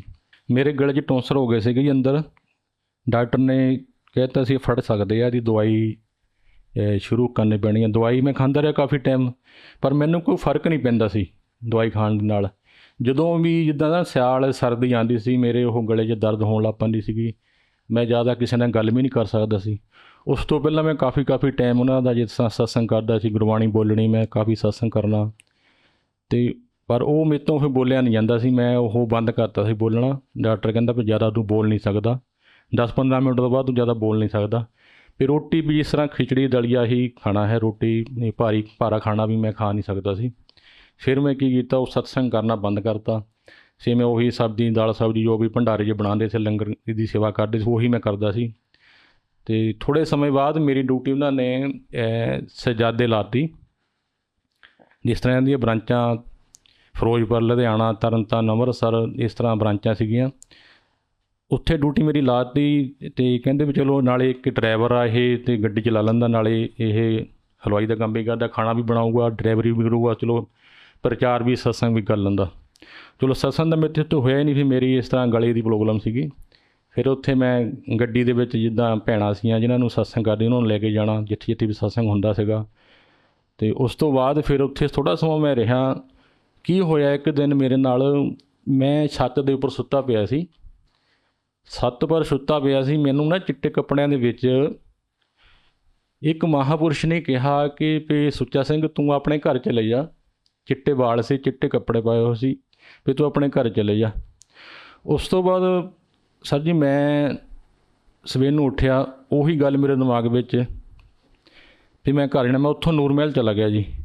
ਨੂਰ ਮਹਿਲ ਜਾ ਕੇ ਮੈਂ ਉਸੇ ਦਿਨ ਉੱਥੋਂ ਨੂਰ ਮਹਿਲ ਤੋਂ ਜੋ ਆਸ਼ੂਤੋਸ਼ ਦਿੱਲੀ ਗਏ ਹੋ ਸੀਗੇ, ਦਿੱਲੀ ਤੋਂ ਆ ਕੇ ਮੈਂ ਆ ਕੇ ਉਹਨਾਂ ਨੂੰ ਪੁੱਛਿਆ ਵੀ ਮੈਂ ਜਾਣਾ ਆ।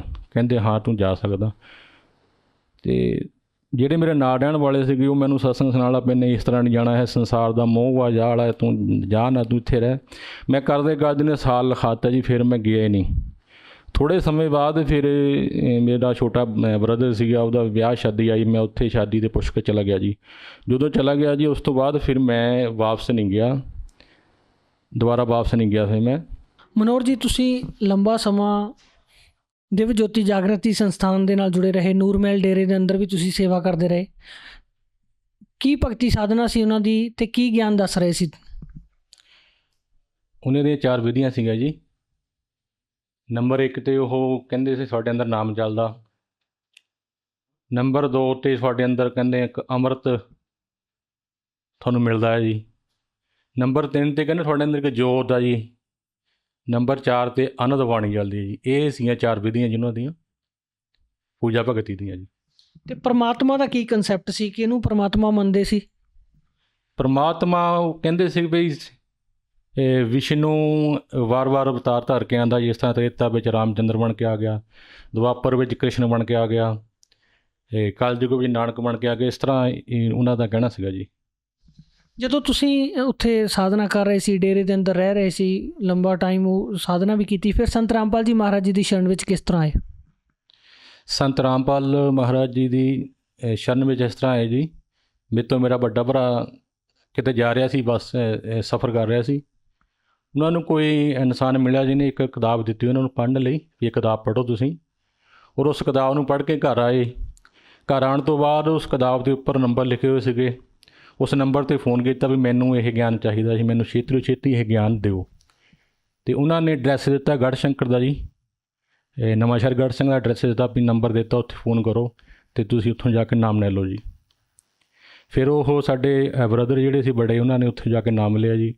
ਉਹ ਨਾਮ ਲੈਣ ਤੋਂ ਬਾਅਦ ਫਿਰ 2-4 ਦਿਨ ਤਾਂ ਸਾਡੇ ਨਾਲ ਉਹ ਬੋਲੇ ਨਹੀਂ ਕਿਸੇ ਨਾਲ। ਥੋੜ੍ਹੇ ਦਿਨ ਬਾਅਦ ਇਹ ਗੱਲ ਕਹਿ ਰਹੇ ਸੀਗੇ ਵੀ ਮੈਨੂੰ ਜਿਹੜਾ ਗੁਰੂ ਚਾਹੀਦਾ ਸੀ ਉਹ ਮੈਨੂੰ ਮਿਲ ਗਿਆ ਅੱਜ ਮੈਨੂੰ ਕਹਿੰਦੇ ਗੁਰੂ ਪੂਰਾ ਮਿਲ ਗਿਆ। ਮੈਂ ਕਿਹਾ ਇਸ ਤਰ੍ਹਾਂ ਹੀ ਇਹ ਗੁਰੂਆਂ ਦੇ ਕੋਲ ਜਾਂਦਾ ਰਹਿੰਦਾ ਆ, ਇਸ ਤਰ੍ਹਾਂ ਹੀ ਕਹਿੰਦਾ ਰਹਿੰਦਾ ਮੈਨੂੰ ਅੱਜ ਪੂਰਾ ਗੁਰੂ ਮਿਲ ਗਿਆ। ਵੀ ਇਹ ਗੁਰੂਆਂ ਦੇ ਕੋਲ ਜਾਣੀ ਕਿ ਬਹੁਤ ਜਾਂਦਾ ਸੀ, ਕਾਫੀ ਗੁਰੂ ਧੰਨ ਪਹਿਲਾਂ ਕੀਤੇ ਹੋਏ ਸੀ। ਵਾਰ-ਵਾਰ ਇਹੀ ਗੱਲ ਕਹਿੰਦੇ ਮੈਨੂੰ ਅੱਜ ਪੂਰਾ ਗੁਰੂ ਮਿਲ ਗਿਆ, ਫਿਰ ਤੁਸੀਂ ਵੀ ਉੱਥੋਂ ਨਾਮਦਾਨ ਲੈ ਲਓ। ਵਾਰ-ਵਾਰ ਇਹ ਗੱਲ ਰੋਜ਼ ਹੀ ਮੈਨੂੰ ਆ ਕੇ ਕਹਿਣੀ ਵੀ ਉੱਥੋਂ ਨਾਮ ਲੈ ਲਓ ਤੁਸੀਂ। ਇੱਕ ਦਿਨ ਕੀ ਹੋਇਆ ਕਿ ਮੈਂ ਕਿਹਾ ਵੀ ਵਾਰ-ਵਾਰ ਇਹ ਗੱਲ ਕਹਿ ਰਿਹਾ ਹੈ, ਚਲੋ ਜਾ ਕੇ ਦੇਖਾਂਗੇ। ਮੈਂ ਇਹ ਗੱਲ ਮਨ 'ਚ ਧਾਰੀ, ਮੈਂ ਫਿਰ ਨਹੀਂ ਗਿਆ। ਜਦੋਂ ਮੈਂ ਰਾਤ ਨੂੰ ਸੌਂ ਜਾਣਾ ਘਰ, ਮੈਨੂੰ ਉਹ ਵਾਰ-ਵਾਰ ਉਹ ਗੱਲ ਯਾਦ ਆਉਣੀ ਪਈ, ਜਿਸ ਤਰ੍ਹਾਂ ਪਹਿਲਾਂ ਅਸੀਂ ਸਤਸੰਗ ਕਰਿਆ ਕਰਦੇ ਨੂਰਮਹਿਲ ਦੇ ਵਿੱਚ, ਬੋਲਿਆ ਕਰਦੇ ਸੀ ਭਾਈ ਰੇ ਭਗਤਹੀਨ ਕਾਹੇ ਜਾ ਗਾਇਆ, ਪੂਰੇ ਗੁਰੂ ਕੀ ਸੇਵਨਾ ਕਿੰਨੀ ਬੈਠਾ ਜਨਮ ਗਾਇਆ। ਵੀ ਇਹ ਪੂਰੇ ਗੁਰੂ ਦੀ ਗੱਲ ਕਰਦਾ, ਪੂਰਾ ਗੁਰੂ ਮਿਲ ਗਿਆ। ਪੂਰਾ ਗੁਰੂ ਪਈ ਸਾਨੂੰ ਹਲੇ ਤੱਕ ਪੂਰਾ ਗੁਰੂ ਨਹੀਂ ਮਿਲਿਆ। ਫਿਰ ਸਵੇਰ ਨੂੰ ਦਿਨ ਚੜ੍ਹਦਾ ਸਾਨੂੰ ਸਰ ਜੀ ਮੈਨੂੰ ਮੇਰੇ ਸਿਸਟਰ ਦਾ ਫੋਨ ਆਉਂਦਾ ਆ, ਫਿਰ ਤੁਸੀਂ ਉੱਥੋਂ ਨਾਮ ਲੈ ਲਓ, ਕਿਉਂਕਿ ਸਾਡੇ ਭਾਜੀ ਸਨਾਮ ਭਾਜੀ ਜਿਹੜੇ ਸੀ ਜਿਹੜੇ ਇਹ ਸੰਤ ਰਾਮਪਾਲ ਨਾਮ ਲੈ ਚੁੱਕੇ ਸੀਗੇ, ਇਹਨਾਂ ਨੂੰ ਜਾ ਕੇ ਦੱਸਿਆ ਵੀ ਆਹ ਗੁਰੂ ਪੂਰਾ ਆ, ਇੱਥੋਂ ਨਾਮ ਤੁਸੀਂ ਲਓ। ਸਾਡੀ ਸਿਸਟਰ ਨੇ ਉੱਥੋਂ ਨਾਮ ਲੈ ਚੁੱਕੇ ਸੀਗੇ, ਔਰ ਮੈਨੂੰ ਵੀ ਉਹਦੇ ਨਾਮ ਬਾਰੇ ਦੱਸ ਰਹੇ ਸੀ ਵੀ ਉੱਥੋਂ ਤੁਸੀਂ ਨਾਮ ਲਓ। ਔਰ ਮੈਂ ਆਪਣੇ ਮਨ 'ਚ ਵਿਚਾਰਿਆ ਵੀ ਮੈਂ ਕਿਹਾ ਚਲੋ ਇਹ ਜਦੋਂ ਮੇਰੀ ਸਿਸਟਰ ਮੈਨੂੰ ਇਹ ਕਹਿ ਰਹੀ ਆ ਵੀ ਨਾਮ ਲਓ, ਚਲੋ ਨਾਮ ਲੈ ਕੇ ਦੇਖਦੇ ਹਾਂ। ਜਦੋਂ ਮੈਂ ਨਾਮ ਲੈਣ ਵਾਸਤੇ ਘਰੋਂ ਗਿਆ ਜੀ, ਗੜ੍ਹਸ਼ੰਕਰ ਪੁੱਜੇ ਅਸੀਂ ਨਾਮਦਾਨ ਸੈਂਟਰ ਜੀ। ਉੱਥੇ ਜਾ ਕੇ ਕਾਫੀ 15-20 ਮਿੰਟ ਅੱਧਾ ਘੰਟਾ ਵਿਚਾਰ ਗਿਆਨ ਚਰਚਾ ਹੋਈ। ਗਿਆਨ ਦੀ ਗੱਲ ਕੀਤੀ ਵੀ ਤੁਸੀਂ ਇਹ ਕਿਹੜੇ ਗਿਆਨ ਦੀ ਗੱਲ ਕਰਦੇ ਆ, ਵੀ ਆਹ ਜੋ ਗਿਆਨ ਆ ਗੁਰਬਾਣੀ ਵਿੱਚੋਂ ਮੈਂ ਸ਼ਲੋਕ ਸੁਣਾਉਣੇ ਸ਼ੁਰੂ ਕਰ ਦਿੱਤੇ ਵੀ ਸਤ ਸੰਗਤ ਕਿਸੇ ਜਾਣੀ ਜਿੱਥੇ ਕੌਣ ਨਾਮ ਖਣੀ। ਸਾਨੂੰ ਤਾਂ ਨਾਮ ਉਹ ਮਿਲਿਆ ਹੋਇਆ, ਨਾਨਕ ਦੇਵ ਜੀ ਬਾਣੀ ਇਸ ਨਾਮ ਦੀ ਗੱਲ ਕਰਦੀ ਆ, ਕਬੀਰ ਸਾਹਿਬ ਇਸ ਨਾਮ ਦੀ ਗੱਲ ਕਰਦੇ ਆ, ਜੈ ਦੇਵ ਨਾਮਾ ਵਿਪਨ ਸਦਾਮਾ ਤਿਨ ਕੋ ਕਿਰਪਾ ਬਈ ਹੈ ਅਪਾਰ, ਕਹੇ ਕਬੀਰ ਤੂੰ ਸਮਰਥ ਦਾਤੇ ਚਾਰ ਬਰਦਾਸ਼ਤ ਦੇ ਇਤਨਾ ਵਾਰ। ਅਤੇ ਸਾਨੂੰ ਇਹ ਗਿਆਨ ਮਿਲਿਆ ਹੋਇਆ ਜੀ ਚਾਰ ਬਰਦਾਸ਼ਤਾਂ ਦਾ। ਗੁਰਬਾਣੀ ਸਾਰੀ ਇਸ ਨਾਮ ਦੀ ਗੱਲ ਕਰਦੀ ਵੀ ਇਹੀ ਨਾਮ ਸੱਚਾ ਜੋ ਸਾਨੂੰ ਮਿਲਿਆ ਹੋਇਆ, ਹੋਰ ਕਿਹੜਾ ਨਾਮ ਹੈ। ਨਾਮ ਮਨੋਰੰਜਨ ਨਾਲ ਹੈ ਕਿ ਉਹ ਪਾਈਏ ਪਾਈ, ਨਾਮ ਮਨੋਰੰਜਨ ਵਰਤਦਾ ਰਵਿਆ ਸਭ ਬਿਠਾਈ। ਗੁਰਬਾਣੀ ਦੱਸ ਰਹੀ ਹੈ ਵੀ ਉਹ ਨਾਮ ਸਾਡੇ ਕੋਲ ਹੈ, ਇੱਕੋ ਨਾਮ। ਵੀ ਤੁਸੀਂ ਵੀ ਉਸ ਇੱਕ ਨਾਮ ਦੀ ਗੱਲ ਕਰਦੇ, ਕਹਿੰਦੇ ਭਗਤ ਜੀ ਤੁਹਾਨੂੰ ਹਲੇ ਉਹ ਨਾਮ ਮਿਲਿਆ ਹੀ ਨਹੀਂ। ਉਹਨਾਂ ਨੇ ਮੈਨੂੰ ਇੱਕ ਬਾਣੀ ਸੁਣਾਈ ਨਾਨਕ ਦੇਵ ਜੀ ਦੀ, ਜੋ ਸਤਿਗੁਰੂ ਪੂਰਾ ਕਹਾਵੇ, ਜੋ ਦੋਖਰ ਕਾ ਭੇਦ ਬਸਾਵੇ, ਸਤਿਗੁਰੂ ਪੂਰਾ ਕਹਾਵੇ। ਉਸ ਤੋਂ ਬਾਅਦ ਮੈਨੂੰ ਕੋਈ ਬਾਣੀ ਨਹੀਂ ਆਈ, ਮੈਨੂੰ ਸਾਰਾ ਕੁਝ ਭੁੱਲ ਗਿਆ ਜਦੋਂ ਮੈਂ ਉਹਨਾਂ ਦੇ ਮੂੰਹੋਂ ਬਾਣੀ ਸੁਣੀ। ਔਰ ਚਲੋ ਜੀ ਮੈਂ ਉਹ ਤਿਆਰ ਹੋ ਗਿਆ ਨਾਮ ਲੈਣ ਦੇ ਲਈ। ਜਦੋਂ ਬਾਬਾ ਜੀ ਮੈਨੂੰ ਨਾਮ ਮਿਲਿਆ ਤਾਂ ਮੈਂ ਆਪਣੇ ਆਪ ਨੂੰ ਸੰਭਾਲ ਨਹੀਂ ਪਾਇਆ। ਮੈਨੂੰ ਇੰਨਾ ਪਤਾ ਲੱਗ ਗਿਆ ਵੀ ਇਹੀ ਨਾਮ ਪੂਰਾ ਆ, ਹੋਰ ਸਾਰਾ ਕੁਝ ਝੂਠ ਹੈ। ਵੀ ਇਹ ਸਾਰਾ ਕੁਝ ਇਹੀ ਸੱਚ ਆ, ਵੀ ਹੋਰ ਸਾਰਾ ਕੁਝ ਝੂਠ ਹੈ। ਤੁਸੀਂ ਸੰਤ ਰਾਮਪਾਲ ਜੀ ਮਹਾਰਾਜ ਜੀ ਤੋਂ ਨਾਮ ਉਪਦੇਸ਼ ਲੈਣ ਤੋਂ ਪਹਿਲਾਂ ਖੁਦ ਸਤਸੰਗ ਕਰਦੇ ਸੀ ਔਰ ਬਹੁਤ ਸਾਰੀਆਂ ਬਾਣੀਆਂ ਵੀ ਤੁਹਾਨੂੰ ਯਾਦ ਸੀਗੀਆਂ। ਤਾਂ ਜਦੋਂ ਨਾਮ ਲੈਣ ਦੀ ਗੱਲ ਆਈ ਤੁਸੀਂ ਬੜਾ ਤਰਕ ਵਿਤਰਕ ਕਰਕੇ ਬਾਣੀਆਂ ਦੀ ਕਸੌਟੀ ਦੇ ਉੱਪਰ ਉਸ ਨਾਮ ਨੂੰ ਪਰਖਿਆ, ਜਾਂ ਜਿਹੜਾ ਉਹਨਾਂ ਦਾ ਗਿਆਨ ਸੀਗਾ ਉਹਨੂੰ ਪਰਖਣ ਤੋਂ ਬਾਅਦ ਸੰਤ ਰਾਮਪਾਲ ਜੀ ਮਹਾਰਾਜ ਜੀ ਤੋਂ ਨਾਮ ਉਪਦੇਸ਼ ਲਿਆ। ਫਿਰ ਉਹ ਨਾਮ ਉਪਦੇਸ਼ ਲੈਣ ਤੋਂ ਬਾਅਦ ਤੁਹਾਨੂੰ ਕੀ ਲਾਭ ਹੋਏ? ਸਭ ਤੋਂ ਪਹਿਲਾਂ ਲਾਭ ਜੀ, ਮੈਨੂੰ ਨਾ ਗਲੇ ਦੇ ਵਿੱਚ ਟੌਂਸਰ ਸੀਗੇ ਜੀ, ਉਹ ਠੀਕ ਨਹੀਂ ਹੋ ਰਹੇ ਸੀਗੇ। ਜਿੱਥੇ ਮੈਂ ਰਹਿ ਰਿਹਾ ਸੀ ਦਿਵਯ ਜੋਤੀ ਜਾਗਰਤੀ ਸੰਸਥਾ ਨੂਰਮਹਿਲ ਮੈਂ ਰਹਿ ਰਿਹਾ ਸੀਗਾ, ਔਰ ਉਹਨਾਂ ਨੇ ਜਵਾਬ ਦੇ ਦਿੱਤਾ ਸੀ ਮੈਨੂੰ, ਡਾਕਟਰਾਂ ਨੇ, ਕਹਿੰਦੇ ਇਹ ਜਿਹੜੇ ਤੇਰੇ ਗਲੇ ਵਿੱਚ ਟੌਂਸਰ ਹੈ ਇਹ ਠੀਕ ਨਹੀਂ ਹੋਣੇ, ਇਹਨਾਂ ਦਾ ਆਪਰੇਸ਼ਨ ਹੋਣਾ ਆ। ਜੇ ਆਪਰੇਸ਼ਨ ਨਾ ਹੋਇਆ ਤਾਂ ਫਟ ਸਕਦੇ ਆ, ਅਤੇ ਇਹ ਖਤਰੇ ਵਾਲਾ ਕੰਮ ਆ। ਉਹ ਆਪਰੇਸ਼ਨ ਕਰਾਉਣ ਦੇ ਲਈ ਫਿਰ ਮੈਂ ਘਰ ਵਾਪਸ ਆ ਗਿਆ ਸੀ। ਉਹ ਮੇਰਾ ਆਪਰੇਸ਼ਨ ਮੈਂ ਕਰਾਇਆ ਨਹੀਂ ਸੀਗਾ। ਜਦੋਂ ਮੈਂ ਸੰਤ ਰਾਮਪਾਲ ਮਹਾਰਾਜ ਜੀ ਦੀ ਛੰਨ ਵਿੱਚ ਆਇਆ, ਮੈਂ ਨਾਮ ਲਿਆ ਜੀ, ਉਹ ਮੈਨੂੰ ਉਹਦਾ ਚੇਤੇ ਭੁੱਲ ਗਿਆ ਮੇਰੇ ਗਲੇ 'ਚ ਜਾਂ ਕੋਈ ਬਿਮਾਰੀ ਹੈ ਜਾਂ ਕੋਈ ਟੌਂਸਰ ਆ ਜੀ। ਔਰ ਮੈਂ ਕੀ ਕੀਤਾ, ਗੁਰੂ ਜੀ ਦਿਆਂ ਦੇ ਨਾਲ, ਸੰਤ ਰਾਮਪਾਲ ਮਹਾਰਾਜ ਜੀ ਦਿਆਂ ਦੇ ਨਾਲ ਮੈਂ ਭਗਤੀ ਕੀਤੀ, ਸਿਮਰਨ ਕੀਤਾ ਜੋ ਵੀ ਮੈਨੂੰ ਮਿਲਿਆ ਸੀ। ਔਰ ਮੈਨੂੰ ਉਹ ਚੇਤੇ ਭੁੱਲ ਗਿਆ ਵੀ ਮੈਨੂੰ ਇਹ ਬਿਮਾਰੀ ਆ। ਉਹ ਸਾਰੇ ਮੇਰੇ ਠੀਕ ਹੋ ਗਏ ਜੀ। ਗਲੇ ਟੌਂਸਰ, ਮੇਰੀ ਨਿਗਾਹ ਜਿਹੜੀ ਅੰਦਰ ਰਹਿਣ ਦੇ ਨਾਲ ਨਿਗਾਹ ਮੇਰੀ ਘਟ ਗਈ ਸੀ, ਉਹ ਨਿਗਾਹ ਵੀ ਮੇਰੀ ਠੀਕ ਹੋ ਗਈ। ਐਨਕ ਲੱਗ ਗਈ ਸੀ ਮੇਰੀ, ਮੈਂ ਐਨਕ ਕਦੇ ਲਾਈ ਨਹੀਂ, ਹੁਣ 4 ਸਾਲ ਹੋ ਗਏ ਜੀ। ਇੱਕ ਜਿਹੜੀ ਚੀਜ਼ ਮੇਨ ਹੈਗੀ, ਅਸੀਂ ਜਦੋਂ ਵੀ ਸੰਤਾਂ ਦੇ ਸਤਸੰਗ ਸੁਣਦੇ ਹਾਂ, ਵੱਖ-ਵੱਖ ਡੇਰੇ ਹੈਗੇ, ਉਹਨਾਂ ਦੇ ਮੁਖੀ ਹੈਗੇ ਜਾਂ ਕਥਾਵਾਚਕ ਹੈਗੇ, ਇੱਕ ਚੀਜ਼ ਦੇ ਉੱਪਰ ਆ ਕੇ ਉਹ ਕਹਿੰਦੇ ਆ ਵੀ ਜਿਹੜਾ ਤੁਹਾਡੇ ਕਰਮ ਦਾ ਦੁੱਖ ਹੈ ਤੁਹਾਨੂੰ ਭੋਗਣਾ ਹੀ ਪਊਗਾ। ਜਿਹੜੇ ਆਪਣੇ ਕਰਮ 'ਚ ਜੋ ਚੀਜ਼ ਲਿਖੀ ਹੈ ਉਹ ਭੋਗਣੀ ਹੀ ਪਊਗੀ। ਰਾਮਚੰਦਰ ਜੀ ਆਏ, ਕ੍ਰਿਸ਼ਨ ਜੀ ਆਏ ਜਾਂ ਹੋਰ ਜਿੰਨੇ ਵੀ ਇਸ ਤਰ੍ਹਾਂ ਨਾਲ ਅਵਤਾਰ ਆਏ, ਉਹਨਾਂ ਨੇ ਵੀ ਆਪਣੇ ਕਰਮ ਦੇ ਦੁੱਖ ਭੋਗੇ, ਤੁਹਾਨੂੰ ਵੀ ਭੋਗਣੇ ਪੈਣਗੇ। ਇਸ ਤਰ੍ਹਾਂ ਅਸੀਂ ਕਥਾਵਾਚਕਾਂ ਦੇ ਕੋਲੋਂ ਸੁਣਦੇ ਹਾਂ। ਅਤੇ ਜਿਹੜਾ ਨੂਰਮਹਿਲ ਦਾ ਜੇ ਅਸੀਂ ਦਿਵ ਜੋਤੀ ਜਾਗਰਤੀ ਸੰਸਥਾਨ ਦੀ ਗੱਲ ਕਰੀਏ, ਉਹਨਾਂ ਦੀ ਕੀ ਥਿਊਰੀ ਸੀ ਕਰਮ ਨੂੰ ਲੈ ਕੇ, ਔਰ ਸੰਤ ਰਾਮਪਾਲ ਜੀ ਮਹਾਰਾਜ ਜੀ ਦਾ ਕੀ ਕਹਿਣਾ, ਕਰਮ ਜਿਹੜਾ ਜੀਵ ਹੈ ਉਹ ਆਪਣਾ ਭੋਗੂਗਾ ਜਾਂ ਨਹੀਂ ਭੋਗਦਾ? ਬਾਣੀ ਆਉਂਦੀ ਹੈ ਜੀ ਗੁਰੂ ਗ੍ਰੰਥ ਸਾਹਿਬ ਦੀ ਬਾਣੀ ਦੇ ਵਿੱਚ, ਕਹਿੰਦੇ ਕੋਟ ਅਪਰਾਧੀ ਸਤ ਸੰਗ ਸੁਧਾਰੇ ਤਾਂ ਕਿ ਜਮ ਨੇੜ ਨਾ ਆਵੇ। ਸੰਤ ਰਾਮਪਾਲ ਜੀ ਨੂੰ ਐਸਾ ਨਾਮ ਮਿਲਿਆ ਆ। ਪਹਿਲੀ ਗੱਲ ਤਾਂ ਕਿ ਜਦ ਸਤਿਗੁਰੂ ਨਹੀਂ ਮਿਲਿਆ, ਜਦ ਸਾਡੇ ਕੋਈ ਕਰਮ ਹੀ ਨਹੀਂ ਕੱਟ ਸਕਦਾ, ਉਹ ਗੁਰੂ ਨਹੀਂ ਹੈਗਾ, ਉਹ ਗੁਰੂ ਪੂਰਾ ਨਹੀਂ। ਜਿਸ ਤਰ੍ਹਾਂ ਆਉਂਦਾ ਕਹਿੰਦੇ ਪੀਰ ਮਿਲੇ ਜਾਂ ਪੀੜਾ ਨਾ ਜਾਏ, ਐਸਾ ਪੀਰ ਕੀ ਕਰਨਾ ਹੋ। ਪੀਰ ਮਿਲਿਆ ਪਰ ਉਸਦਾ ਨਾ ਮਨ ਨੂੰ ਐਸਾ ਪੀਰ ਕੀ ਧਿਆਣਾ ਹੋ। ਕੁਛ ਲੋਕ ਐਸੇ ਪੀਰਾਂ ਮਗਰ ਲੱਗੇ ਹੁੰਦੇ ਆ, ਇਸ ਤਰ੍ਹਾਂ ਕਰਦੇ ਆ ਜੀ। ਇਹ ਜੋ ਭਗਤੀ ਆ ਬਿਨਾਂ ਗੁਰੂ ਤੋਂ ਪੂਰਨ ਨਹੀਂ ਹੋ ਸਕਦੀ। ਗੁਰੂ ਪੂਰਾ ਹੋਣਾ ਚਾਹੀਦਾ ਜੀਵਨ ਦੇ ਵਿੱਚ। ਸਤਿਗੁਰੂ ਪੂਰਾ ਹੋਵੇ ਤਾਂ ਸਾਡੇ ਇਹ ਦੁੱਖ ਸਾਰੇ ਖਤਮ ਹੋ ਸਕਦੇ ਆ ਜੀ, ਵਰਨਾ ਨਹੀਂ। ਉਹਨਾਂ ਦਾ ਕੀ ਥਿਊਰੀ ਸੀ? ਜਿਹੜਾ ਮੇਰਾ ਕੁਐਸਚਨ ਇਹ ਸੀਗਾ ਵੀ ਜਿਹੜਾ ਨੂਰਮਹਿਲ ਦੇ ਅੰਦਰ ਤੁਸੀਂ ਭਗਤੀ ਕਰਦੇ ਸੀ, ਉਹਦੇ ਵਿੱਚ ਕਰਮ ਨੂੰ ਲੈ ਕੇ ਕੀ ਸਿਧਾਂਤ ਸੀ? ਕਰਮ ਭੋਗਣੇ ਪੈਣਗੇ ਜਾਂ ਸੰਤ ਕੱਟ ਦੇਣਗੇ? ਉਹ ਕਹਿੰਦੇ ਜੇ ਤੁਹਾਡੇ ਕਰਮ ਆ ਨਾ, ਇਹ ਨਹੀਂ ਕੱਟ ਹੋਣੇ, ਤੁਹਾਨੂੰ ਭੋਗਣੇ ਪੈਣੇ ਆ। ਤੁਸੀਂ ਸਾਧਨਾ ਕਰੋ, ਸਿਮਰਨ ਕਰੋ, ਬਸ ਤੁਸੀਂ ਇਹਦੇ ਵਿੱਚ ਸਿਮਰਨ ਜ਼ਿਆਦਾ ਕਰੋ ਜੀ। ਤੁਸੀਂ 2.5 ਘੰਟੇ ਬੈਠੋ, ਤੁਸੀਂ ਇੰਨਾ ਟਾਈਮ ਸਿਮਰਨ ਕਰੋ। ਤੁਸੀਂ ਬੈਠਣਾ, ਚਾਹੇ ਤੁਹਾਡਾ ਮਨ ਲੱਗੇ ਚਾਹੇ ਨਾ ਲੱਗੇ, ਤੁਸੀਂ 2.5 ਘੰਟੇ ਬੈਠਣਾ ਆ। ਵੀ ਜਿਹੜੇ ਤੁਹਾਡੇ ਕਰਮ ਆ ਇਹ ਨਹੀਂ ਖਤਮ ਹੋ ਸਕਦੇ। ਤੁਸੀਂ ਸਿਮਰਨ ਦੇ ਵਿੱਚ ਆਪਣੇ ਤੁਸੀਂ ਯਾਨੀ ਕਿ ਸਿਮਰਨ ਕਰੋ, ਇਸ ਟਾਈਮ ਸਿਮਰਨ ਕਰੋ ਜੀ ਬਸ। ਉਹ ਕੱਟਣ ਵਾਲੀ ਗੱਲ ਨਹੀਂ ਕਦੇ ਵੀ ਕੀਤੀ ਸੀ ਉਹਨਾਂ ਨੇ। ਵੀ ਤੁਸੀਂ 2.5 ਘੰਟੇ ਸਿਮਰਨ ਕਰੋ ਜੀ ਬੈਠ ਕੇ ਬਸ। ਅੱਛਾ, ਇੱਕ ਹੋਰ ਜਿਹੜਾ ਪੂਰਨ ਸੰਤ ਦਾ ਲੱਛਣ ਦੱਸਿਆ ਗਿਆ ਕਿ ਸਮਦ੍ਰਿਸ਼ਟੀ ਕਰ ਜਾਨੀ, ਜਿਹੜਾ ਕਬੀਰ ਸਾਗਰ ਦੇ ਅੰਦਰ ਹੈ, ਕਿ ਉਹ ਜਿਹੜੇ ਉਹਦੇ ਸ਼ਰਧਾਲੂ ਹੈ ਜਾਂ ਜਿਹੜੇ ਵੀ ਉਹਦੇ ਕੋਲ ਆਉਣ ਵਾਲੇ ਲੋਕ ਹੈ, ਸਾਰਿਆਂ ਦੇ ਨਾਲ ਬਰਾਬਰੀ ਦਾ ਵਿਵਹਾਰ ਹੁੰਦਾ। ਮਤਲਬ ਕਿਸੇ ਨੂੰ ਵੱਡਾ ਛੋਟਾ ਕਰਕੇ ਨਹੀਂ ਜਾਣਦਾ। ਜਿਹੜਾ ਸੰਤ ਹੈ ਸਾਰਿਆਂ ਨੂੰ ਇੱਕ ਬਰਾਬਰ ਰੱਖਦਾ। ਕੀ ਇਸ ਤਰ੍ਹਾਂ ਦਾ ਕੋਈ VIP ਕਲਚਰ ਤੁਸੀਂ ਦੇਖਿਆ ਜਾਂ ਸੰਤ ਰਾਮਪਾਲ ਜੀ ਦੇ ਆਸ਼ਰਮ ਦੇ ਵਿੱਚ, ਜਾਂ ਆਪਾਂ ਦਿਵ ਜੋਤੀ ਜਾਗਰਤੀ ਸੰਸਥਾਨ ਦੀ ਗੱਲ ਕਰੀਏ, ਜਿੱਥੇ ਕੋਈ ਭੇਦਭਾਵ ਹੋਵੇ ਜਾਂ VIP ਕੋ ਕਲਚਰ ਇਸ ਤਰ੍ਹਾਂ ਦਾ ਹੋਵੇ? ਨੂਰਮਹਿਲ ਦੇ ਵਿੱਚ ਇੱਦਾਂ ਦਾ ਬਹੁਤ ਸੀਗਾ ਜੀ। VIP ਆਉਣਾ, ਜਦੋਂ ਕੋਈ ਵੀ ਆਉਣਾ ਉਹਦੇ ਲਈ ਸਪੈਸ਼ਲ ਬਣਦਾ ਹੁੰਦਾ ਸੀ ਸਮਾਨ, ਖਾਣਾ ਸਪੈਸ਼ਲ ਬਣਦਾ ਸੀ। ਨੂਰਮਹਿਲ ਦੇ ਵਿੱਚ ਐਸਾ ਸੀਗਾ। ਪਰ ਜਦੋਂ ਅਸੀਂ ਸੰਤ ਰਾਮਪਾਲ ਮਹਾਰਾਜ ਜੀ ਦੀ ਸੰਨ ਵਿੱਚ ਆਏ, ਐਸਾ ਕੁਛ ਨਹੀਂ ਦੇਖਿਆ। ਸਾਰਿਆਂ ਨੂੰ ਇੱਕੋ ਹੀ ਤਰ੍ਹਾਂ ਇੱਕੋ ਹੀ ਭੰਡਾਰੇ ਵਿੱਚ ਬੈਠ ਕੇ ਸਾਰੇ ਭੰਡਾਰਾ ਕਰਦੇ ਨੇ, ਸਾਰੇ ਭਗਤ, ਸਾਰੇ ਕੋਈ ਵੀ ਇੱਥੇ ਕੋਈ ਇੱਦਾਂ ਦਾ ਭੇਦਭਾਵ ਨਹੀਂ ਸੀ ਦੇਖਿਆ ਜੀ। ਮਨੋਹਰ ਜੀ, ਕਈ ਵਾਰ ਇਹ ਸੁਣਨ ਦੇ ਵਿੱਚ ਆਉਂਦਾ ਵੀ ਜਦੋਂ ਅਸੀਂ ਕਿਸੇ ਸੰਤ ਤੋਂ ਨਾਮ ਲੈਣ ਜਾਂਦੇ ਹਾਂ, ਜਾਂ ਮੀਡੀਆ ਦੇ ਵਿੱਚ ਇਹ ਗੱਲ ਅਸੀਂ ਦੇਖੀ ਹੈ ਵੀ ਸੰਤ ਰਾਮਪਾਲ ਜੀ ਮਹਾਰਾਜ ਜੀ ਦੇ ਆਸ਼ਰਮ ਦੇ ਵਿੱਚ ਨਾਮ ਲੈਣ ਦੇ ਪੈਸੇ ਲਏ ਜਾਂਦੇ ਆ। ਕੁਛ ਇਸ ਤਰ੍ਹਾਂ ਦੀ ਤੁਸੀਂ ਗੱਲ ਦੇਖੀ? ਜਦੋਂ ਸੰਤ ਰਾਮਪਾਲ ਜੀ ਮਹਾਰਾਜ ਜੀ ਤੋਂ ਨਾਮ ਉਪਦੇਸ਼ ਲਿਆ, ਕਿੰਨੇ ਪੈਸੇ ਤੁਹਾਡੇ ਕੋਲੋਂ ਲਏ ਗਏ? ਕੀ ਖਰਚਾ ਸੀ? ਕੀ ਉਹਨਾਂ ਵੱਲੋਂ ਲਿਆ ਜਾਂਦਾ? ਸਰ ਜੀ, ਬੰਦੀ ਛੋੜ ਸਤਿਗੁਰੂ ਰਾਮਪਾਲ ਮਹਾਰਾਜ ਜੀ ਦੀ ਸ਼ਰਨ ਵਿੱਚ ਜਦੋਂ ਆਏ, ਸਾਡੇ ਕੋਲੋਂ ਕੋਈ ਪੈਸਾ ਨਹੀਂ ਲਿਆ ਗਿਆ ਜੀ। ਨਿਸ਼ੁਲਕ ਸਾਨੂੰ ਨਾਮਦਾਨ ਮਿਲਿਆ ਜੀ। ਕੋਈ ਐਸੀ ਇਸ ਤਰ੍ਹਾਂ ਦਾ ਕੁਛ ਨਹੀਂ ਸਾਡੇ ਨਾਲ ਹੋਇਆ, ਕੁਛ ਵੀ ਪੈਸਾ ਨਹੀਂ ਦਿੱਤਾ ਅਸੀਂ। ਯਾਨੀ ਕਿ ਜਿਸ ਤਰ੍ਹਾਂ ਨੂਰਮਹਿਲ ਸੀਗੇ ਅਸੀਂ, ਉੱਥੇ ਸਾਨੂੰ ਉਹਨਾਂ ਨੇ ਪਹਿਲਾਂ ਹੀ ਫੋਨ ਕਰਦੇ ਵੀ ਆਪਣੇ ਯਾਨੀ ਕਿ ਸਾਰਿਆਂ ਨੇ ਪੈਸੇ ਕੋਲ ਲੈ ਕੇ ਆਉਣੇ ਆ। ਤੁਸੀਂ 4 ਫਲ ਲੈ ਕੇ ਆਉਣੇ ਜੀ, 4 ਕੇਲੇ ਜਾਂ 4 ਸੇਬ, ਕੋਈ ਵੀ ਫਰੂਟ ਮਿਲ ਜਾਵੇ। ਅਤੇ ਜਿਹਦੇ ਕੋਲ ਅਵਸਥਾ ਨਹੀਂ ਹੈਗੀ ਵੀ ਲਿਆਉਣ ਦੀ, ਉਹਦੇ ਕੋਲੋਂ ਅਸੀਂ ਪੈਸੇ ਲੈ ਲਵਾਂਗੇ ਵੀ ਤੁਸੀਂ ਆ ਸਕਦੇ ਆ ਜੀ। ਉੱਥੇ ਪੈਸੇ ਲਿਆ ਕਰਦੇ ਸੀਗੇ ਜਦੋਂ ਨਾਮਦਾਨ ਦਿੰਦੇ ਆ ਜੀ ਨੂਰਮਹਿਲ ਦੇ ਵਿੱਚ, ਉਹ ਸਾਤੋਂ ਪੈਸੇ ਲੈਂਦੇ ਸੀਗੇ ਜੀ। ਮਨੋਹਰ ਜੀ, ਜੋ ਸਾਡੇ ਦਰਸ਼ਕ ਅੱਜ ਤੁਹਾਨੂੰ ਦੇਖ ਰਹੇ ਇਸ ਵੀਡੀਓ ਨੂੰ, ਉਹਨਾਂ ਨੂੰ ਕੀ ਸੰਦੇਸ਼ ਦੇਣਾ ਚਾਹੋਗੇ? ਸਰ ਜੀ, ਉਹਨਾਂ ਨੂੰ ਮੇਰਾ ਸੰਦੇਸ਼ ਤਾਂ ਕੀ ਦੇ ਸਕਦਾ, ਇੱਕ ਪ੍ਰਾਰਥਨਾ ਹੱਥ ਜੋੜ ਕੇ ਆ ਕਿ ਪੂਰੇ ਗੁਰੂ ਦੀ ਸ਼ਰਨ ਵਿੱਚ ਆਓ, ਪੂਰੇ ਗੁਰੂ ਦੀ ਤਲਾਸ਼ ਵਿੱਚ ਆਓ। ਪੂਰੇ ਗੁਰੂ ਦੀ ਪਛਾਣ ਸਾਡੇ ਧਰਮ ਗ੍ਰੰਥ ਆ, ਜਿਸ ਤਰ੍ਹਾਂ ਗੀਤਾ, ਰਾਮਾਇਣ, ਗੁਰੂ ਗ੍ਰੰਥ ਸਾਹਿਬ ਦੀ ਬਾਣੀ ਆ। ਪੂਰੇ ਗੁਰੂ ਦੇ ਕੋਲ ਜਾ ਕੇ ਹੀ ਜਨਮ ਸਫਲ ਹੋ ਸਕਦਾ।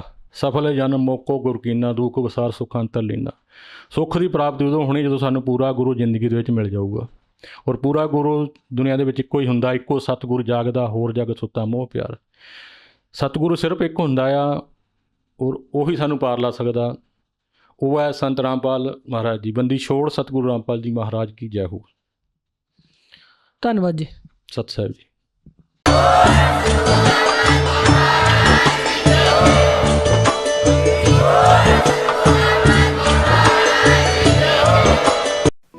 आप सुन रहे थे जगत गुरु तत्वदर्शी संत रामपाल जी महाराज के मंगल प्रवचन। अधिक जानकारी के लिए संपर्क करें।